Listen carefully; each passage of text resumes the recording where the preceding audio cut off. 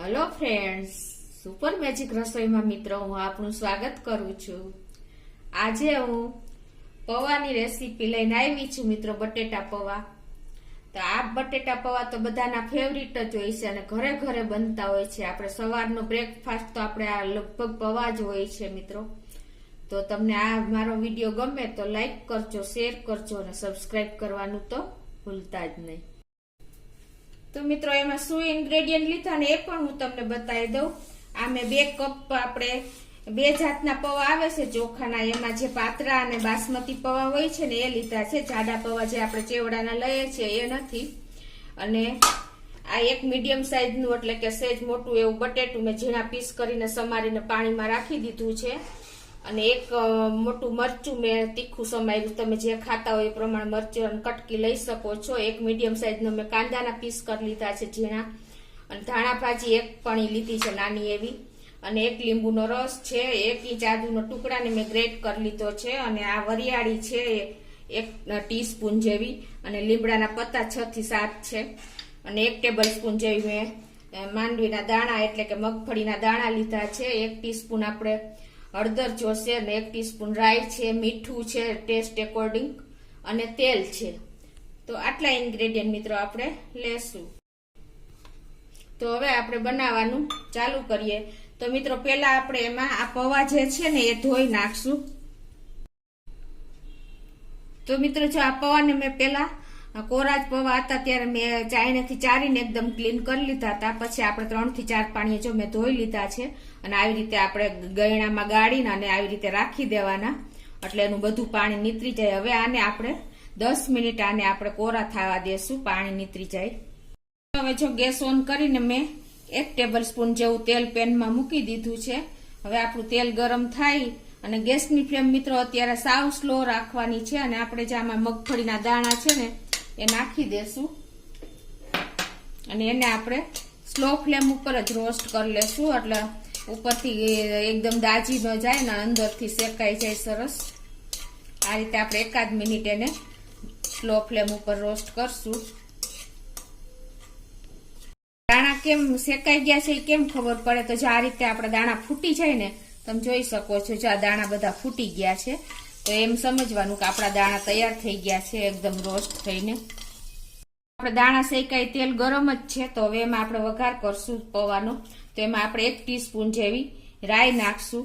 રાઈ ચટકને લગે એટલે આપણે 1 ટીસ્પૂન જેવી આપણે વરિયાળી લીધી છે એ નાખી દેશું, અને આપણે લીમડાના પત્તા લીધા છે એ 7 થી 8 છે એ નાખી દેશું, અને એને આપણે મિક્સ કરી લેશું સરખી। હવે એમાં જે મેં આ મીડિયમ સાઈઝનું બટેટું ઝીણું સમાર્યું છે એ એડ કરી દેશું।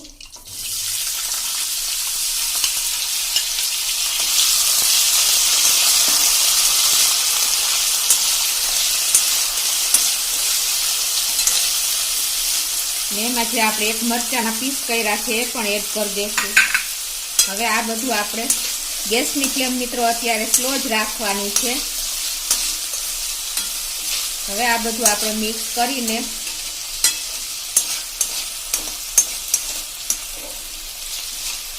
1 થી 2 મિનિટ ઢાંકીને થવા દેશું। 1 મિનિટ જેવું થઈ ગયું છે, અને આપણા બટેટા પણ થોડા સરસ ચડી ગયા છે, તમે જોઈ શકો છો એકદમ કલર ચેન્જ થઈ ગયો છે આપણા બટેટાનો।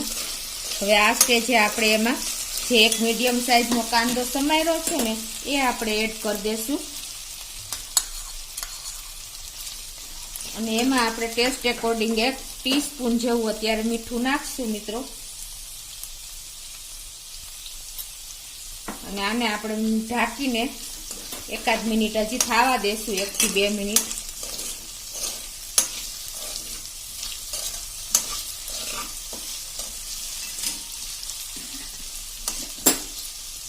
મિત્રો આપણે બોઇલ બટેટા કરતા આ બટેટા પૌવા એકદમ મીઠા થાય છે, કેમ કે આપણા બટેટાના પીસ તેલમાં એકદમ રોસ્ટ થાય છે, એટલે એકદમ ટેસ્ટી થાય છે।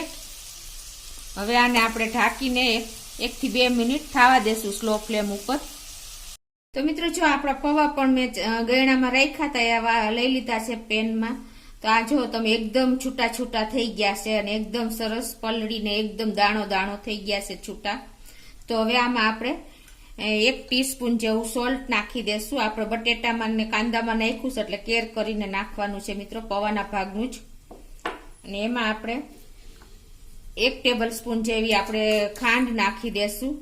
ખાંડને હિસાબે મિત્રો શું થશે કે આ પૌવામાં મોઇસ્ચર રહેશે અને છેલ્લે સુધી આપણા પૌવા સુકાશે નહીં, પડ્યા રહેશે 2-5 કલાક તો પણ. અને એમાં આપણે 1 ટીસ્પૂન જેવી હળદર નાખી દેશું એટલે એકદમ સરસ કલર પકડાઈ જાય. અને એમાં આપણે થોડીક એવી ધાણા ભાજી નાખી દેશું 1 ટેબલ સ્પૂન જેવી. અને આ બધું હવે આપણે મિક્સ કરી લેશું. આ રીતે હાથેથી જ કરી લેશું મિત્રો, આ રીતે. એટલે શું થશે, મીઠું અને ખાંડનું પાણી છૂટશે ને એની ચીકાશને હિસાબે આપણા પૌવામાં મોઇસ્ચર આવી જશે અને એકદમ આપણા પૌવા સરસ 4-5 થયા પછી, બન્યા પછી પણ 4-5 કલાક રહેશે ને તો એવા ને એવા સૂકા નહીં લાગે, એકદમ મોઇસ્ચર વાળા રહેશે. એટલે આ પ્રોસીજર પણ તમારે ખાસ કરવી જરૂરી છે મિત્રો. આ પૌવા એકદમ તમે એક વખત ચોક્કસ આ રીતે ટ્રાય કરજો. તો હવે આ હળદર મિક્સ કર્યા પછી મિત્રો આપણે એમાં 1 લીંબુનો રસ નાખશું. એટલે શું થશે કે એકદમ આપણા પૌવા સરસ ખટ મીઠા થઈ જશે તૈયાર. આ રીતે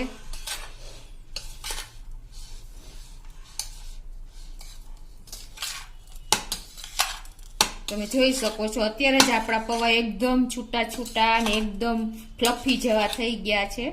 હવે આને આપણે 10 મિનિટ રેસ્ટ આપશું. તો મિત્રો જો આપણે બટેટા ને કાંદા નાખ્યા થઈ અને 10 મિનિટ થઈ ગઈ છે. હવે આપણે જોઈ લઈએ. તો હવે આપણા બટેટા ને કાંદા બધું રેડી થઈ ગયું છે, તમે જોઈ શકો છો. જો આપણા બટેટા સરસ રોસ્ટ થઈ ગયા છે. હવે એમાં આપણે આ જે પૌવા તૈયાર કર્યા હતા ને બધું નાખીને મીઠું, લીંબુ, હળદર ને એ હવે આમાં એડ કરી દેશું આપણે.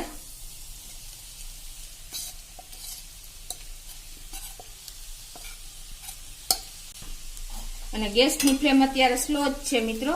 હવે આને સાવ હળવા હાથે આપણે આ બધું મિક્સ કરી લેશું. આને બહુ આપણે નથી ટર્ન કરવાનું, આવી રીતે એકદમ હળવા હાથે આ બધું આપણે બટેટા અને પૌવા મિક્સ કરી લેશું. તમે જોઈ શકો છો મિત્રો અત્યારે આપણા પૌવાનો કલર કેટલો મસ્ત ખીલા આવી ગયો છે, સરસ એકદમ. અને તમારે આવી રીતે મિક્સ કરવામાં પ્રોબ્લેમ થતો હોય તો તમે આ રીતે ટોસ્ટ પણ કરી શકો છો મિત્રો, આ રીતે. તો હવે મિત્રો લાસ્ટમાં હવે આપણે એમાં જે આ મગફળીના દાણા આપણે રોસ્ટ કર્યા હતા એ નાખી દેશું. અને આને આપણે હજી 5 થી 7 મિનિટ જેવું થવા દેશું ઢાંકીને. વચ્ચે વચ્ચે હલાવતા રહેશું એટલે આપણો બધો મસાલો એકદમ સરસ મિક્સ થઈ જાય. મિત્રો આપણે ઢાંકીને સ્લો ફ્લેમ ઉપર રાખ્યા છે પૌવા, એને 5 મિનિટ થઈ ગઈ, 5 થી 7 મિનિટ થઈ ગઈ. અને વચ્ચે વચ્ચે મેં હલાવતી રહીશું. તમે જોઈ શકો છો કે હવે આપણા પૌવા એકદમ રેડી થઈ ગયા છે. એનો કલર, એનું લુક, એનો ટેસ્ટ તો વાત જ પૂછોમાં મિત્રો. એટલા મસ્ત ટેસ્ટી, ખટા, મીઠા, તીખા, બહુ મસ્ત બન્યા છે મિત્રો. હવે એને આપણે સર્વ કરી લેશું. આપણે ગેસ બંધ કરી દેશું અને આપણે ગેસથી નીચે લઈને અને એમાં ધાણા ભાજી સ્પ્રિંકલ કરી દેશું. તો મિત્રો હવે આપણે આમાં ઉપરથી થોડીક ધાણા ભાજી સ્પ્રિંકલ કરશું.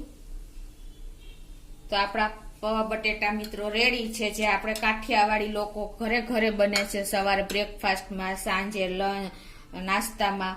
તો મિત્રો તમે ચોક્કસ આ રીતે ટ્રાય કરજો. અને તમને મારો વિડીયો ગમે તો લાઈક કરજો, શેર કરજો અને સબસ્ક્રાઈબ કરવાનું ભૂલતા નહીં.